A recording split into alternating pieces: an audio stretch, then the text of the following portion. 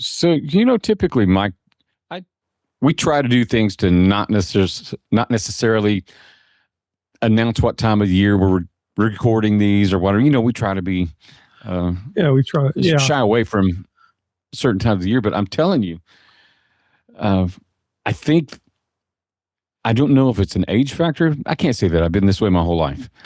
I just finished tax season, um, and every year because I do my own. I save it on a thumb drive. I try to be all super secure yeah. and not have it just Check sitting on a computer. Somebody could. But here's the thing: I always put it somewhere, that thumb drive, because I have to reference it each year. I have to reference last year's return, and I always think I'm going to put this somewhere where I know where it is, and nobody else would ever think to look there. And then the next year, when I go to start that year's taxes, for the life of me, You it can't. takes me 3 hours digging through every drawer, every box, every secure place, Do you know where just to find the stuff. this is overkill? You know where I secure mine? It's in a safe deposit box at Bank of America. Is it serious? It is. I go in and I What? get my flash drives out, and then I give it to my peoples. And then when we're done, I take that same stuff, so it doesn't sit on my computer, all my emails and everything, and it goes in the safe deposit box, and it just sits there for the whole year. That way, at least that's the one thing in my life that I know where it's at. Yeah. If any nefarious directors are listening, don't come to my house. I have a fireproof safe. I don't put it in. Well, of course not. I mean, why would you waste all that? Why would I do that? Yeah. I mean, you paid money for that safe. Yeah. I'm going to have to get you to coach me through some of this stuff, brother. I'm trying to be coachable. If you got ideas and Yeah, we'll have to you can coach you help up this on poor guy. that. We all have our demons that possess us on being coachable. Yes, we all reach our. But yeah, You know what? I'm just going to go off for a second, Mike. I can't believe it. Sometimes my mortgage got sold this year. oh I yeah, had nothing to do with it. I just got a notification. By the way, the big conglomerate sold off your loan to a smaller. And I'm laughing. And they're probably a fantastic company. I have no complaints with them. But I went from, a really well-known name to something called Mr. Cooper's. Some guy just decided to start doing mortgages. But anyway, it's some kind of corner in San Diego. I'll buy that one. He owns an H&R Block company. Oh, man. Coachable. I think that's probably an important part of Oh my gosh. growth, Well, yeah, and an important part of getting better. And it's something that's really weighed on my mind a little bit because we're kind of we talked about, we don't talk a lot about the time of year in which we do a recording, but we're kind of finishing up Right. all of our concert evaluations, and so I get a lot Right. of really cool phone calls, because people I've worked with, and it's either it's in two categories, Mr. Derek. It's either thank you so much, you helped me so much for this, or it's like everything in the world was against me and there's no way I could have done anything better. You know what I mean? There's no in between on that. And I'm not asking for people to thank me for it because they do pay me for my time and I'm compensated. So I mean, and it's nice Sure. when they call, but I always get kind of a kick out of the ones that call, and even if they make a first division, it's like, well, my principal this and my school board this and my budget this and my scheduling this, and my family's all in an uproar and my house is burning right now, but I'm going to go ahead and finish this phone call. It's like I this get it. whole litany of things that we all face. So Right. so just kind of think. And I can relate to that because we talked about doing this at a certain time. That's not normal. And I don't normally do it from my office. I'm in the office today right. at Tarpley Music. And on the way here, I was looking at because I'm one of those guys that I try to be where I say I'm going to be when I say I'm going to be there. Yeah. And, there's construction all over every city in America, or at least in Texas there is. It seems like I know Andrews.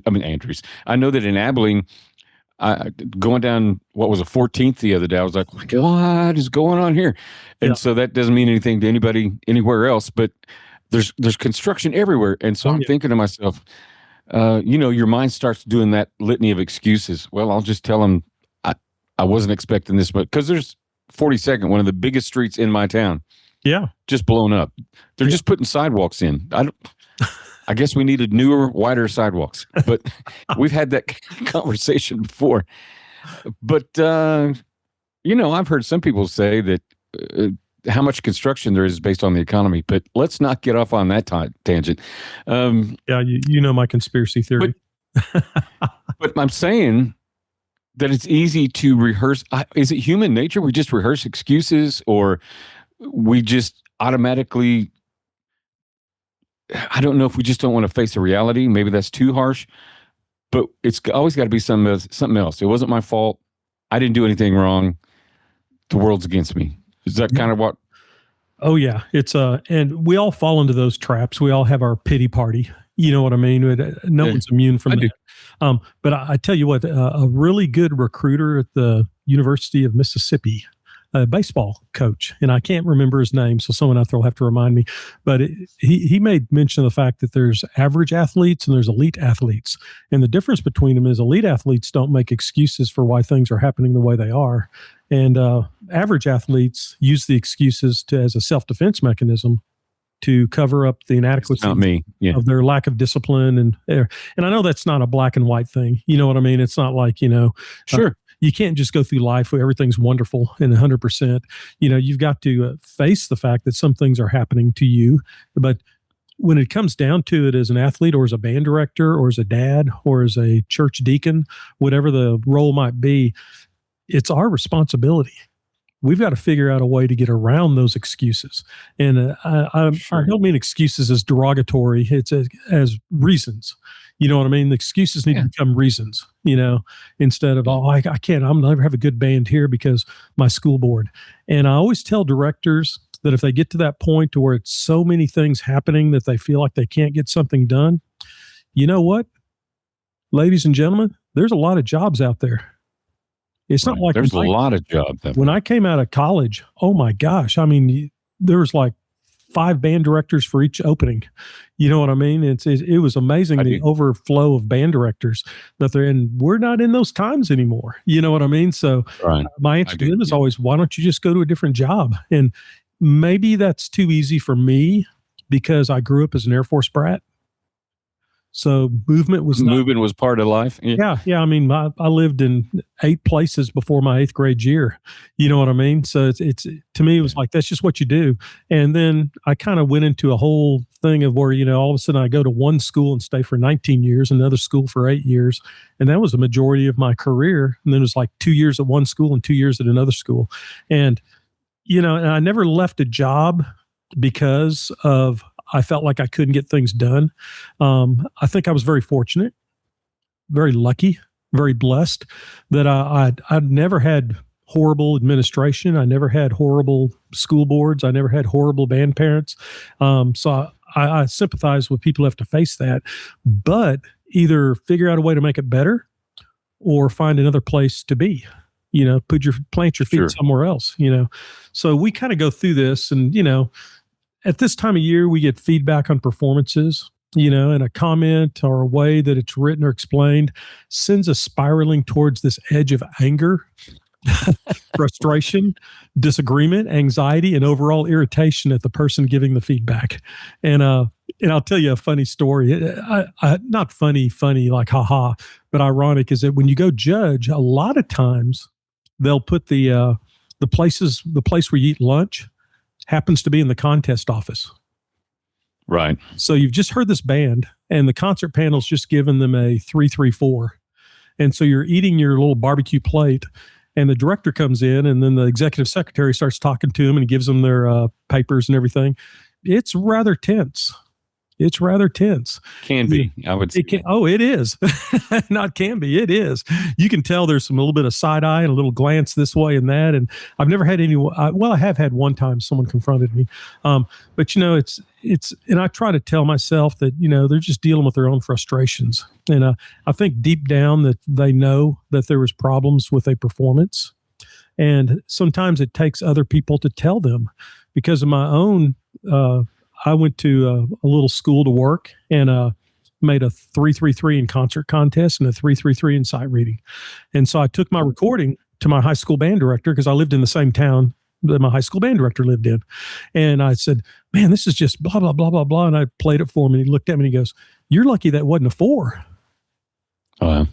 And I was, I thought I'd been ripped off. And so he went step by step And he said, no, this is what you need to do. And so we went through that, and a couple other mentors of mine, and I followed their instruction. And I like to think that I was coachable at that time, because I could have easily said, oh man, these people are stupid. They don't know what they're talking about. I mean, I'm Mike Lunney. I was young and I knew everything, Derek. I mean, just ask me. And if you didn't believe me, ask my mom. My mom would have told you that Mike knows everything. Mike knows everything. It was absolutely ridiculous. He was like trumpet player on intellectual steroids. It was actually pretty funny. So sometimes we deal with that as mentors of people. We kind of have to kind of bite our tongue and just go, sometimes the toenail just has to grow back. Right. And it takes 6 months, for it to happen. Mike, and I'm not trying to jump the shark here, but I don't even know what that term means. I just thought I'd throw that out. It's a Happy Days term, but go ahead. We did jump the shark. Oh, I do remember that. Okay. Yeah, when Fonzie jumped the shark, that was the end of the series, man. See, we were talking earlier about shows that I've seen that you haven't, vice versa. Yeah. But I probably mentioned this before in conversation with you, if not on our podcast, that one of the interesting things I see is that Mr. Miss Band Director, when you're listening to another band, you feel like you're very objective and you're just stating what you heard. But when it comes to your band, you know what, and I'm getting too careful with it. What I like to say is we judge other people on the facts. We base ourselves on intention. Mm-hmm. We always expect that people are going to understand how hard we worked, that people are going to understand when all that an adjudicator has to go on is what's right in front of him. Yeah. That day at that moment. And that's not necessarily fair to the overall picture of your program, but it is what it is. Yeah. You said it exactly right. It's not a fair system, but what system is, DPS pulling over people on the highway is not a fair system, but sometimes we get caught. Sometimes we blow by and go, oh, he's not turning around. So you're right. He'll just flash it real quick. And I think sometimes we have to really face that fact as directors, that we cannot base our entire worth of our program on the opinions of 3 people in an auditorium in 15 minutes. Yeah. Right. And sometimes some of the groups, their music programs 5.5 minutes, total, right. So in 5.5 minutes, we've got to decide as a panel, is that a 1, 2, 3, 4, or 5? How did they meet the rubrics? And all we're doing is giving a opinion of what happened right then. And so sometimes it's how they handle it.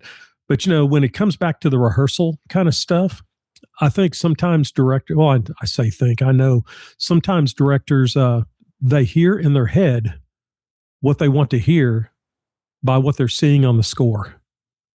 And they don't really hear. We talked about that before. The band.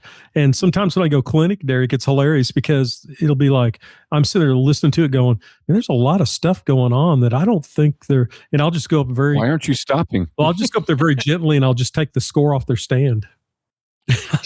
I'll just close it, and they're still conducting. They look at me like, like I took away their scuba tank, and they're 90 feet under the water, and I just take their score and I just smile and just kind of take it. And it's funny because once you remove that score, they've been using 20% of their brain power, and all of a sudden you take the score. Now they're using 80% of their brain power, and all of a sudden they stop the band really quick and go, "Oh man, trumpets!" And so what was that? Yeah, because when you see the music, your brain interprets it in your mind. And I've told this story before of Don Hanner reaching up and grabbing my wrist because I was conducting and I was humming, and he grabbed my hand and he goes, "Stop." And I go, "Stop conducting." So, "Stop singing." And I go, "Yes, sir." Because if you're singing or humming, you're in your mind, you're hearing what you're humming and you're not listening to the band. And exactly. You've cut off half of your. Yeah, and it was a defense mechanism. I could kind of cover up the mistakes. I could whitewash the fence. That what a great story. Band sounds pretty good. But that was so funny. And he looked at me now. He goes, "Stop conducting? No, stop singing." So sometimes we just have to be careful of things like that.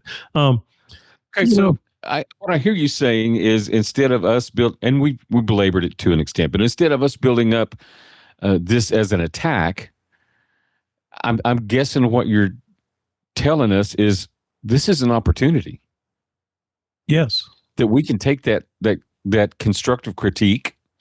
I'm not even going to use criticism because people automatically associate that negative. I don't think criticism is in the right way. This is what I heard. Yeah. But we can take that, and I guess what you're telling us is adjust our attitude about it. Yeah. Yes. And it's the fact that in our particular, what we do for a living, our music is a part of our soul. Now, when I go to my tax prep people, they have spreadsheets. And they do not sit there, and if I criticize something that they've done and say, "Are you sure about this?" They don't take that personal because it's a spreadsheet. Now, music is a little different. It's numbers. Yeah, our entire living is based on taking emotions and channeling them through music and channeling music through emotions. And if you repair diesel engines, you can take it personal when someone criticizes your intellect, but you're not going to get emotionally tied up into, man, this engine is really humming well. So it's weird. Right. So we've got to somehow remove ourselves from the fact that the criticism is not going to be necessarily always a critical nature of the person. Sometimes it is, and I've taken that criticism before, and sometimes I've been receptive. Sometimes I haven't.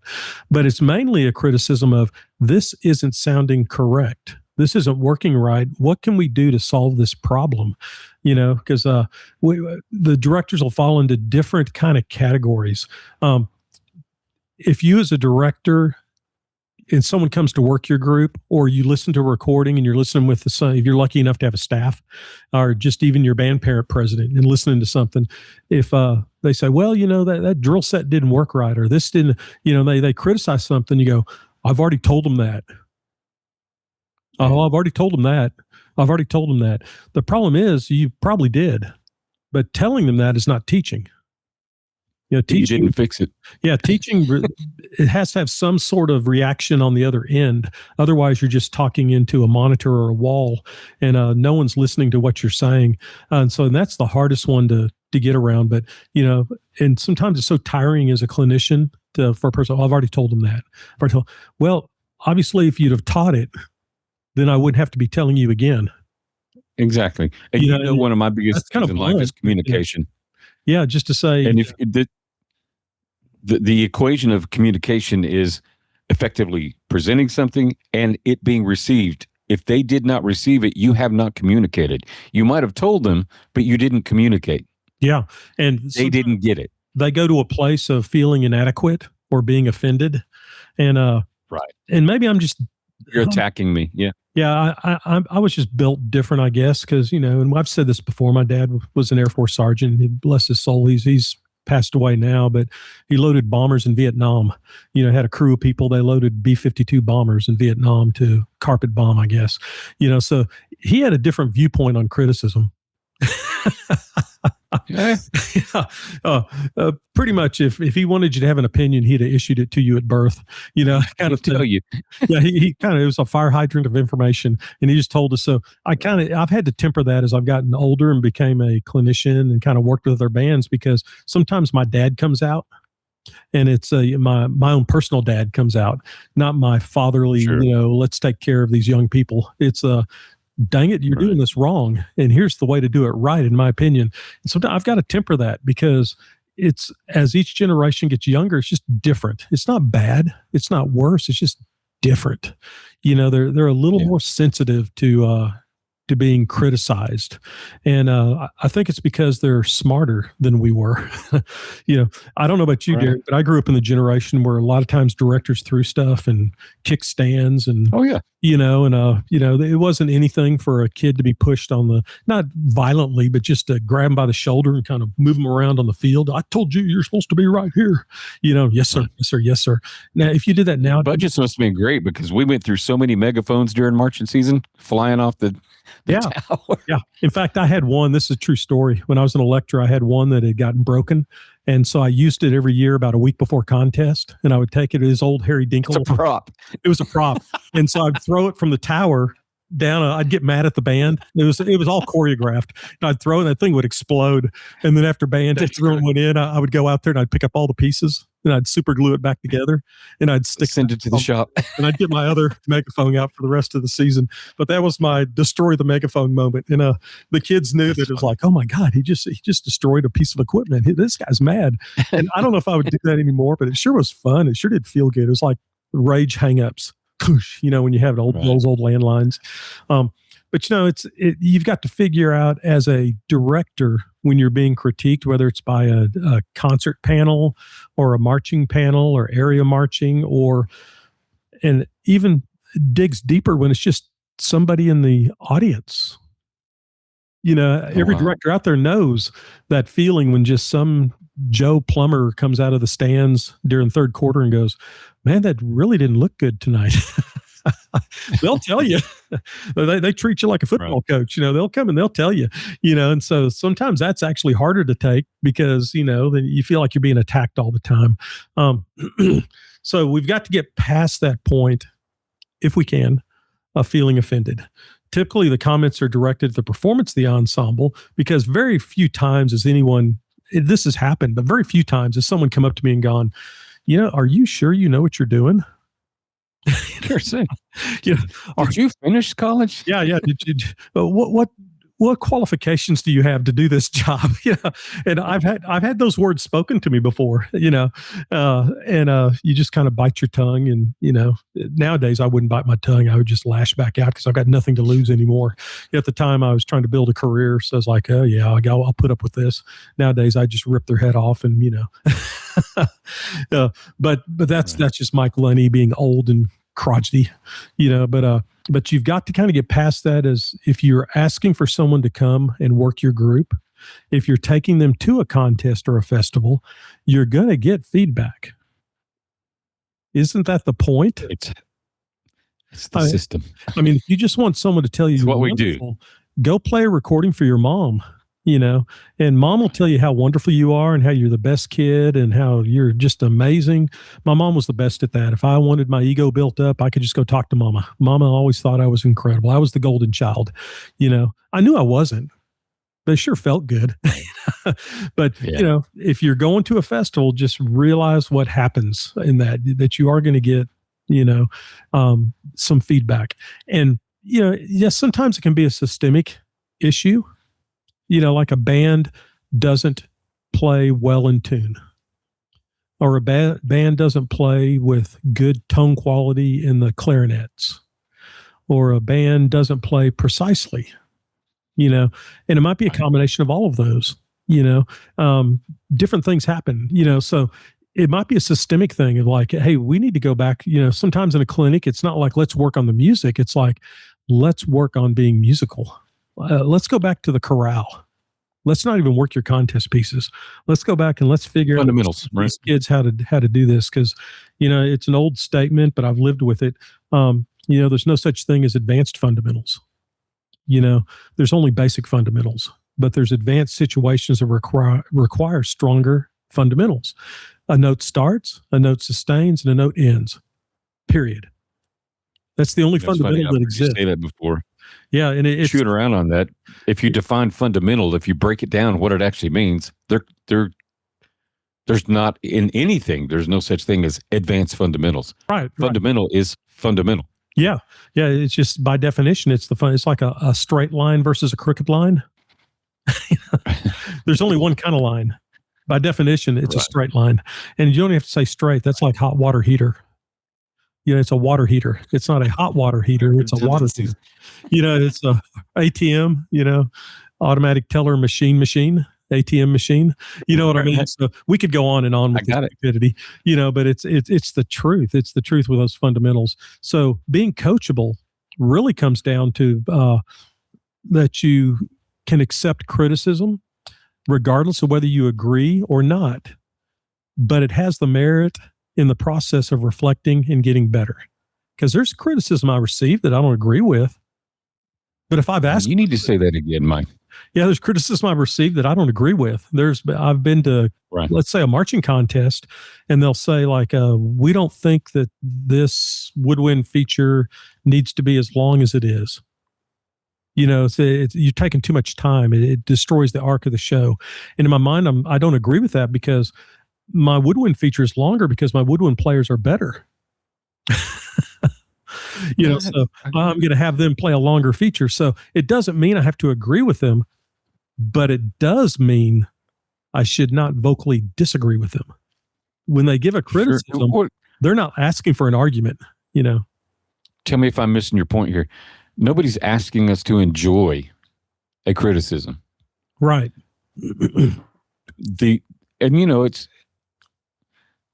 This is a belief of mine. We decide if we're going to be offended about something. It doesn't matter what it is. Yeah. We can make the choice that offends me or that does not. And if you get offended, it's your own fault. That you have allowed yourself to become offended. So I say that not really trying to slap somebody with it, but I'm just saying you have the ability to say, all right, I don't like what you said, but is it true? Is it helpful? Does it make my group better if I listen to it? Yeah. That's what you get to do with that. It doesn't matter if necessarily even if you agree with it. Right. Or you have to decide if you agree with it. You went there knowing somebody was going to adjudicate, listen, and make a comment. If they say something bad, I'm going to get so mad about that. That's the wrong attitude. Yeah. If they say something bad, I get to say, okay, is that true? And just like you going to visit Mr. Miller, I guess it was Mr. Miller. It was. Yeah. The Yoda. You get to say, even if one of your first things is, I just need to know, do I have any reason to be upset about this? Find someone you trust. Yeah. Well, I was even worse. I said, I don't think I deserved a 3. I think they ripped me off. He said, you're right. You deserve a 4. Yeah. He listened and goes, man, you're lucky it wasn't a 4, Mike. So here's all the things we're going to have to work on. And so I kind of... Again, my point, I guess, Mike, is you get to choose whether things make you mad or not.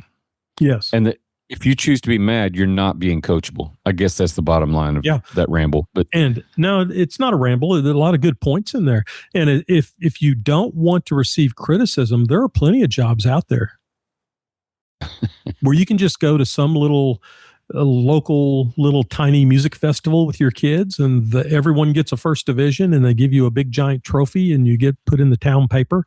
There are jobs like that they don't even require you to go to UIL. They don't have any concern about area state marching, which is fine. But if you don't want to have criticism on things, there are jobs out there that you can, I can give you a list of them. You know what I mean? And you might not like working there after you get there, because you'll realize real quick that without criticism, the group never gets better. I can say that's my problem. Yes, there are, but all you're saying to yourself is, I don't want to put in the work to become good or great or even just better. Right. I'm not interested in a journey. This is as good as I ever want to be. Let me go find somewhere where they'll let me be this. Right. That's exactly right. And sorry. No, you're good. You're good. And I'm not apologizing to you. Whoever that hurt. Yeah. Oh no. We're past the point of apologizing for hurting people. They're the ones, we've already established the fact that it's their issue if they're hurt. 100 episodes in. I didn't purposely go to hurt somebody. You know what I mean? That's their perception. It's a choice that they make. Yeah. Yeah. So that doesn't concern me. I think one of the most interesting parent conferences, I was helping sub for a semester for a gentleman who had COVID and had prostate cancer. And we had at a 2A school, actually 3A school, and I was doing the junior high band. And so this parent comes in and we sit down with her and me and the head director, and she goes, I don't think my son enjoys being in your band. And my response was, and the head director just about died, because I'm at the age where I can say whatever I want to. I go, your child's love of being in my class is really, really, really low on my list of things I care about.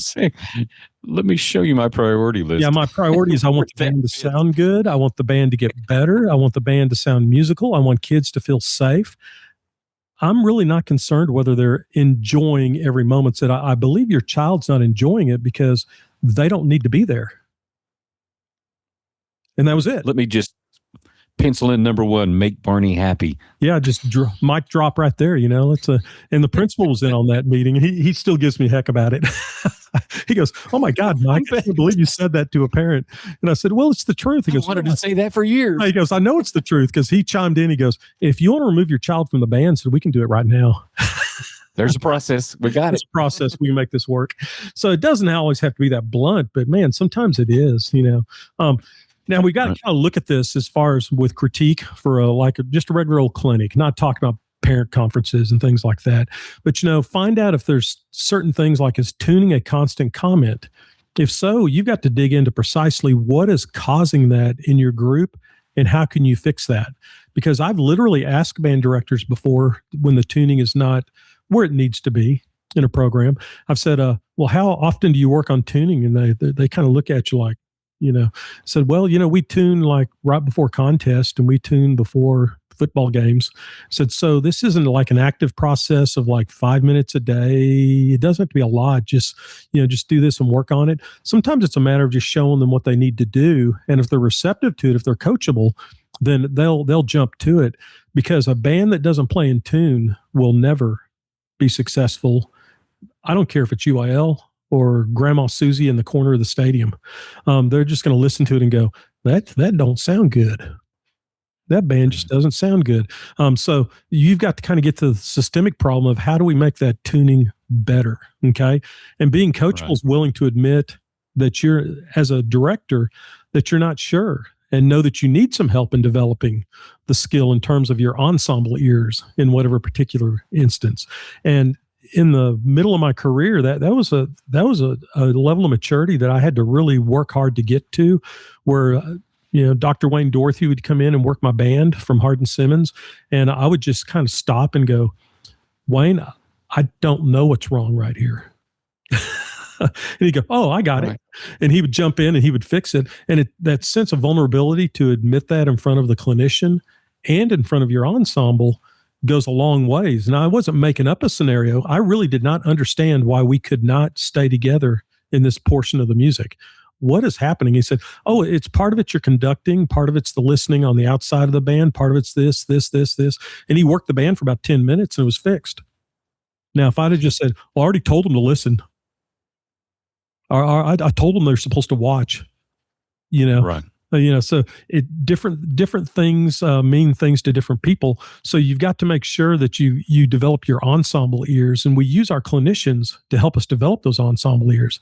The coolest part about clinicking, there's some groups I've worked with for upwards of almost 2 decades now with the individual directors.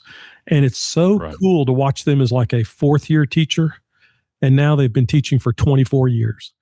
And just to, they'll be conducting. I'll just kind of wave to have them stop, and they'll go, "Oh, I know what you're doing." And they'll jump in and fix it before I say a word, because they've already anticipated where they wouldn't have done that 20 years ago. 20 years ago, they'd have looked at me like a deer in headlights. Like, why did we stop? What do I do? Yeah. So that's the really cool part about being coachable is you will develop those ensemble ears, and you will develop the fact that you'll start to anticipate where things will happen.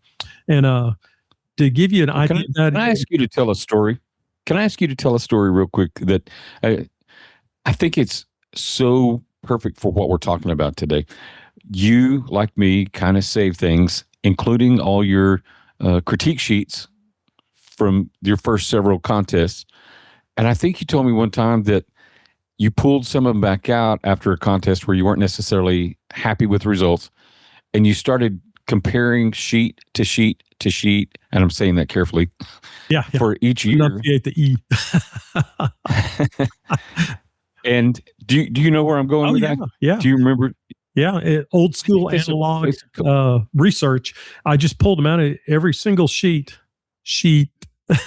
had on their upper woodwind tuning. And I realized that I was just almost oblivious to it. And then I'd pull out the old recordings in those days as reel to reel and cassettes, and try to explain to a young person what a cassette is and why it's even named a cassette. Or reel to reel. Or reel to reel. And I would listen to it and I'd go, wow. Yeah, because I'm a brass player. So I was just focused in on percussion and brass. And the clarinets could have been rabid and frothing at the mouths, and I would have not have noticed what they were doing. And so it works. And I'll tell you another story on top of that one. I've got a good friend who's in a really good band program. I mean, state marching for decades. And this last previous contest, heaven forbid they fell out of finals. So they did prelims, they didn't make finals for the first time in like 20 years. And so this was a cool experiment with nowadays. He took all of the state marching critiques, listened to the recordings, wrote them all out, loaded them into Chat GPT, and said, I need lesson plans for next fall on how to eliminate these problems. It gave him a 20-page document that was exactly on point. Think about it, 20 pages. Using technology. Yeah, and it even said things like, now this is what happened here, this is what happened here. And Chat GPT even goes, of course, it pulls things from the internet, of course. It doesn't really think, it just compiles data. Right. And it said, please realize that these are not musical issues in this portion of our critique. These are just you just need to work harder at this. This requires no musical talent to be better at this. And then it would say in another one, said, this will require development of our ensemble sound, which is a musical talent, but I mean, it was letter perfect, Derek. I mean, it was like, it's like, I almost want to cheat and go, hey guys, just send me your recordings from your critiques. Right. And then I'll give you an analysis. No, I'll give you a really detailed analysis. All it takes is for me to transcribe it. And you could probably just play it into Chat GPT nowadays. You don't even have to type it out for them. But being a tabulator for one of our regions, I've got access to all the judges' critiques from every region contest within our region and every area contest within our region. And so I actually have access to all of those. So I could sit down one day and compile the most common mistakes in Class 3A marching band at area marching. And how do we fix that, Chat GPT? So it kind of goes beyond me just looking through the sheets, but yes, find the things that were in your weakness. What is your Achilles heel? What is it? I know directors that they'll get to contest and they won't even realize they're missing a tambourine and a triangle part in their concert piece after they've worked on it for 3 months. Right. That director is me. It's like a week before. I wasn't going to rat you out there. Go, Mr. Lunney, or do you want that tambourine part? I go, what tambourine part? What tambourine? Well, in the second movement of Longford, where it has the tambourine part, it said, no one's ever been assigned that part. Well, I was expecting, blah, blah, blah, blah, blah. I'd have gone to contests. The judges would just gone, why are there 14 percussion standing back there and 5 are playing and the other 8 are just standing there? No one's playing the tambourine or the triangle. I would have never even noticed that. So you've got to find what is your weak spot and have the kids call you out on it, or staff members, or a clinician, or because if they don't, guess who's going to call you out on it? It's when you go to contest or festival. They're gonna call you out on it. They're gonna say, why aren't we doing this? Something as simple as I judged a band the other day that it was a vibe part, and for whatever reason, they never paid attention to it. So the kid was playing it on marimba. And it made no sense whatsoever because everything else was metallic and it was like this Into the Arctic thing. And it was really a cool piece, but I just thunk, thunk, thunk, thunk, thunk on the marimba. And I'm going, that's actually a vibe part. So that's why in your mind, you're thinking, why did they not notice that? But we're all that way. We become ear blind. It's like we heard it for 3 months. So it's like, I guess they played the right notes, but are they using the wrong mallets or whatever? So it's a level of maturity that you've got to try to work and analyze and keep working on to make yourself a better ensemble person. Because with our ensembles, we rightfully so get caught up with the right notes. And, and so my point to make here is, in fact, make sure that your music is not so difficult that you're going to take to a contest that all you do is chase notes to the bitter end. Because if you're chasing notes the day before contest, then it's not going to be a good experience for anyone. The band's going to hate you. You're going to hate the band. You're going to hate the judge. You're going to hate life. You're going to, you're going to fall into addiction. I don't know. You're going to hate everything around you because all you did was chase notes, and that is a worthless pursuit. Find music that the kids can play through. I like to say it this way. When we sight read a new piece, There's the first trashing, and there's the second trashing.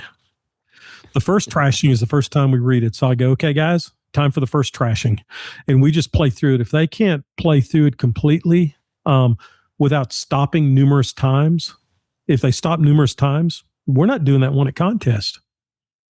If they can survive the battle, and then we go through and we explain, okay, here's where the problem was here. Here's the problem was here. Mark this, please. Everybody get your pencil out. Mark where you missed a note, and then we say, okay, time for the second trashing. Second trashing, go. Then we do it. We play it again. At that point, I can tell right away if it's going to make it a contest or not by the first trashing and the second trashing. It's not a matter of, can I teach this in 3 months? It's a matter of, can the band survive this in 10 minutes without just becoming totally unglued? And if it's harder than that, then you've got a big decision to make. Do you have an ensemble that can do that? Okay. Can they survive this? We stopped 15 times to get through the Giannini Symphony No. 4 finale. And it's a tough piece. It's a grade 5 piece of music. Do I have the kids that can pull this off? More importantly, do I have the musical intelligence that I can pull it off? Do I understand this piece well enough? So you've got to sit down after band and go, is this marching show actually going to work? Yep. Yeah. And I want to.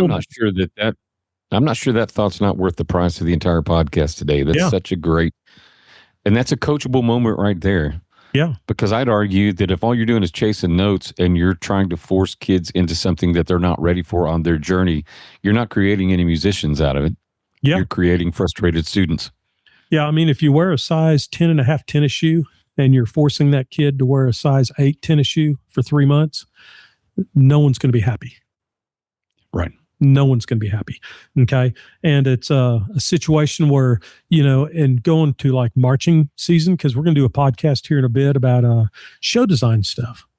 If a band cannot play through the marching show in the spring with any sort of semblance of they understand the structure and they don't have to stop 500 times to do it, then that show's too hard. They've got to be able to play through it. And I'll go as far as to say this for my 1A, 2A, 3A, 4A friends, for the most part, because I've lived this life. If you think you're going to teach something during marching season, you're misled. Right. There's not time to teach great musical structure and ideas.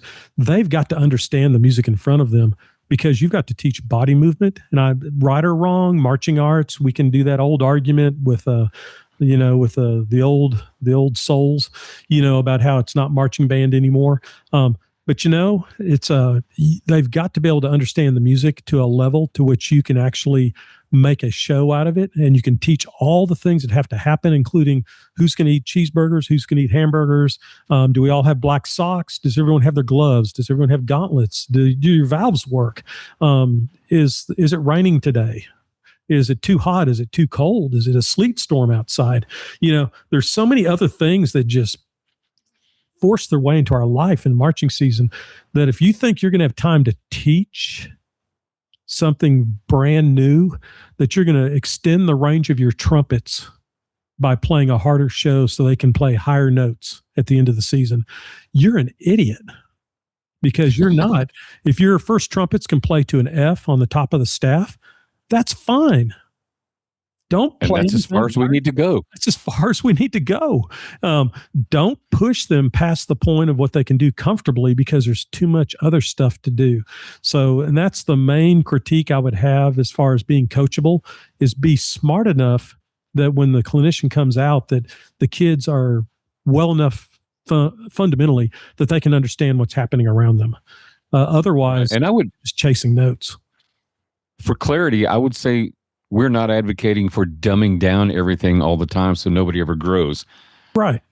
But the growth needs to be realistic. And here we go, Mike, part of a process. Part of the process. Atomic habits, man. You have to say we can advance this much for this next round.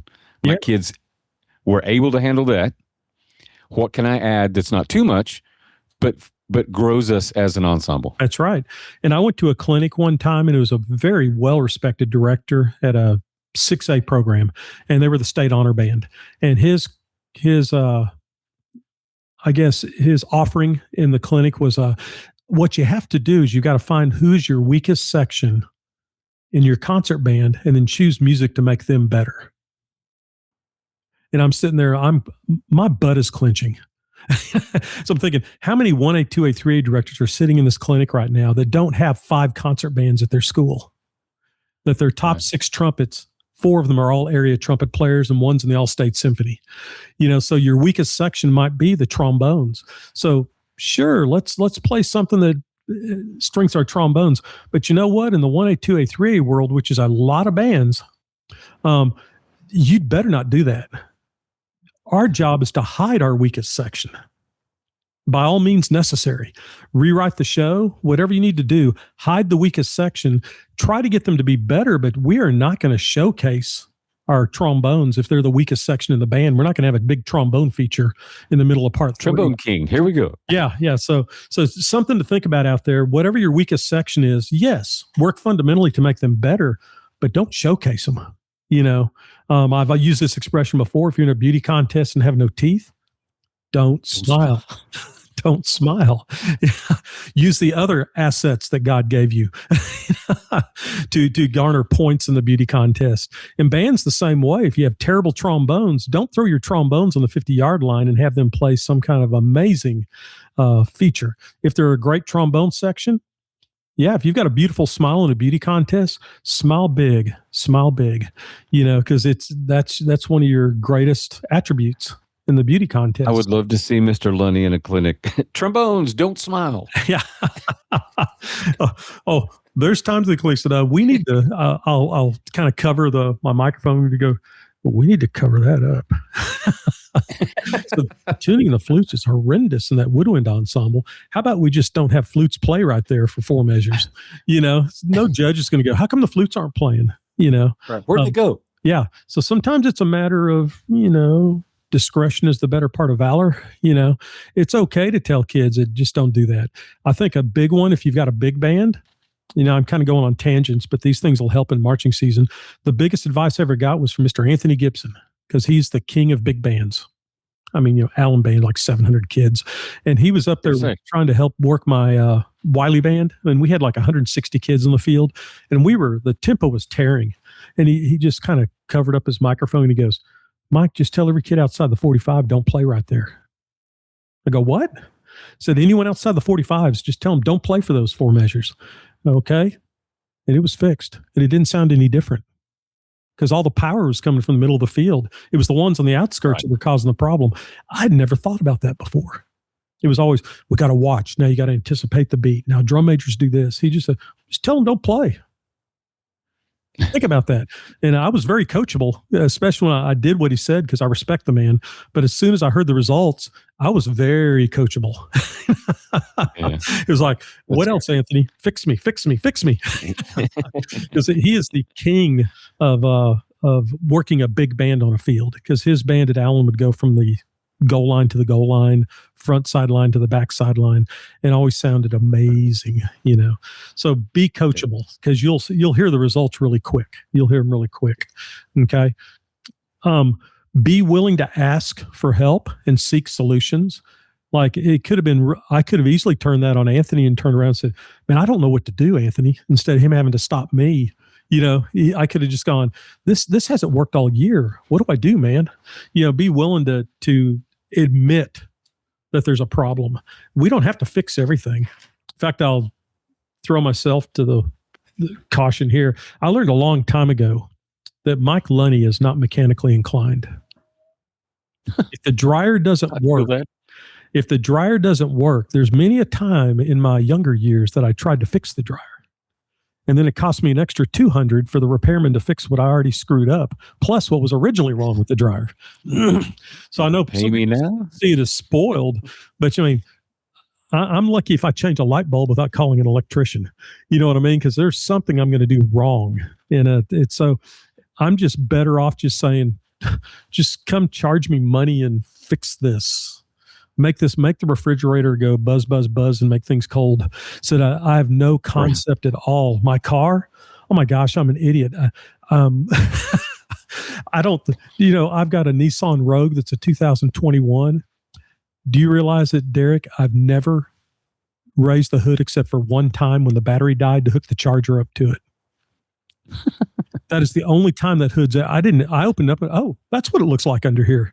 Oh my gosh. Oh, there is an engine. So every 4,000 miles, I do what I'm supposed to do. I take it in and get charged out the wazoo at the dealership.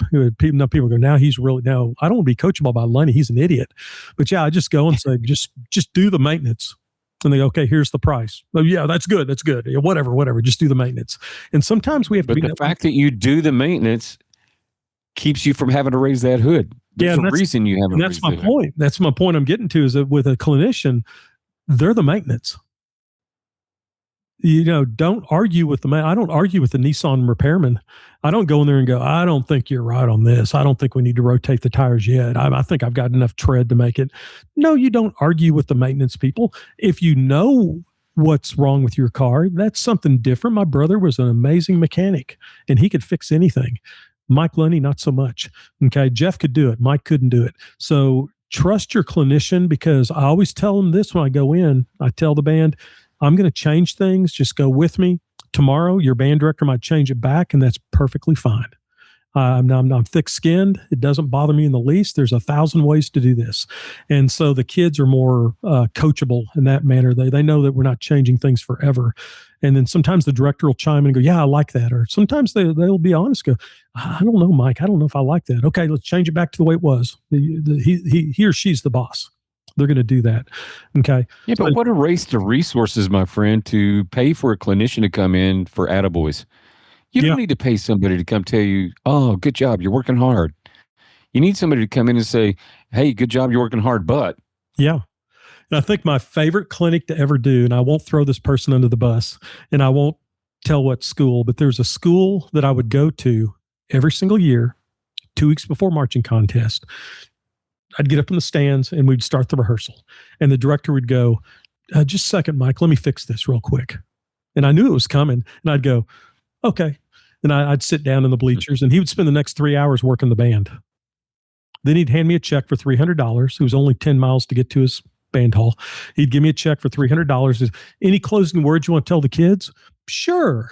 So I'd give him a little pep talk and say, man, y'all worked really hard today. I appreciate your efforts. Your director's doing a really good job with you. Thank you for your time tonight. And I would go home after teaching for 30 seconds and receiving $300. All I had to do was sit there and watch. And it was a good director, by the way. And I could watch this director work their band. I actually learned some stuff, so talk about not being coachable. He basically just pushed me over to the side. It was like, didn't ask me one question. At the end, there was never a talk before the rehearsal nor after the rehearsal. It was just like it was kind of awkward in a way. But man, that was the best $300 I ever earned. Once a year, easy money, man. Just show up and sit down in the bleachers and let the director do. Almost said their name. Oh, that's a dangerous moment there. Yeah, but yes. But a lot of things we do, we learn from experience. We learn from those clinicians, and we can kind of use that as transfer learning to use it for other things. We click save in our brain. We hear something that worked really well in our brain. We write it down somewhere, realizing and remembering the solution to the performance problem is 100% gold. Brian Owens. Do you know Brian Owens? I do not. Janet Wilson's daddy. He taught at Brady with Mike Davenport and Butch Crudgington and that crew. But I was watching him work a band. And this is such a simple hack that it's I use it to this day, and I give him credit for it. But it's the balance wheel. Have you ever heard this concept? The balance wheel. And I just hold my hands up. Now, if you have the YouTube one, you're watching it, you can see my hands are in front of my body like in fist, like I'm holding a big giant steering wheel. And I just tell the band, I use them like a mixing board. I go, if I go this direction, I want to hear a lot more low voices, bigger horns, and a lot less of the little tiny horns. If I go the other way, I want less of the big horns and more of the little bitty horns. And then most bands, you can find that spot where your hands lock in and said, that's the balance right there. That's the balance wheel. So instead of going tubas do this, euphoniums do this, I just go balance wheel. And I explain it to them. Once you do that, the next time you come out, you go balance wheel. And they go, oh. And I grab the steering wheel, I do it. Simple band hack that I learned from Brian Owens, and he's still doing miracles down at Ballinger because his daughter's still the band director there, and he's doing his thing. You know what I mean? He's had battles with like Parkinson's and different neuromuscular things, but man, he's still 100% on track on that. You know, but Cool. but be coachable, and I want to kind of not necessarily close it with this, but just to say we all want our kids to be coachable, correct? So be coachable. What are you modeling? Yeah. Yeah, what are you modeling? We need to be coachable. Use all the comments from adjudicators, clinicians, colleagues, students. Isn't it cool in a band to ask them a question and then they look at you like, you know, in a clinic, they look at you like, no one's ever asked us before. You know, hey, that rallentando doesn't work really well. Why? And then they think, no, that wasn't a rhetorical question. I need someone. I'm waiting for an answer. I'm waiting for an answer. This is not a preacher. I'm not asking a rhetorical question to prove a point in my sermon. I want you to actively now listen to it again. And then sometimes a really smart kid will figure it out really quickly. You know, either we're not following or there's a real simple rule in a rallentando with an odd tempo. This is another band hack. This would be worth the price of admission. When you slow down, 2, 3, 4, te. The subdivision at the very end should be the unit of beat on the odd tempo. Our mind hears it that way, and our body feels it that way, but band directors fight it. So I'm going like 1, 2, 3, 4, 1, 2, 3, 4, te, 1, 2, 3, 4. Doesn't it feel comfortable instead of 3, right, 4, te, 1, 2, 3, 4, 1? That doesn't feel comfortable. Mm-hmm. So sometimes a kid will say, well, we're not slowing down enough to make it match what you're doing in the next measure. You need to be a band director because you figured that out just by sitting in the band. You know, so, and I always tell them jokingly, said, you know, it doesn't take a lot of intelligence to be a band director. It just takes making a lot of mistakes. Right. And you'll be a band director. I agree with that. So can I say something, Mike? Yeah. Maybe this is for our younger people. Maybe this is for people who just have been telling themselves their whole career. I don't believe that as much as you try to hide your ignorance, and I think that's what we do. We don't want people to think that we're ignorant. And ignorant just means we don't know, right? Right. As much as we try to hide that, I don't think there's ever been a group of students that thought, man, my director knows everything. Yeah, you could lump that in. Even if we try to pull that. Dads know everything. I'm just telling you that it's okay to not know something, and it's exactly what you said. And I think they respect more if you're showing yourself to be coachable, just like you did. I've been banging at this thing for 3 weeks. How do I fix that? Yeah. And whether you're doing that, you know, back to our original premise, as you're reading that critique sheet or whatever they call them to be pleasant for everyone now, if you're reading that comment sheet and all three of them say the same thing, that's a chance to go, okay, yeah, I got to find somebody that can help me with this. Yeah.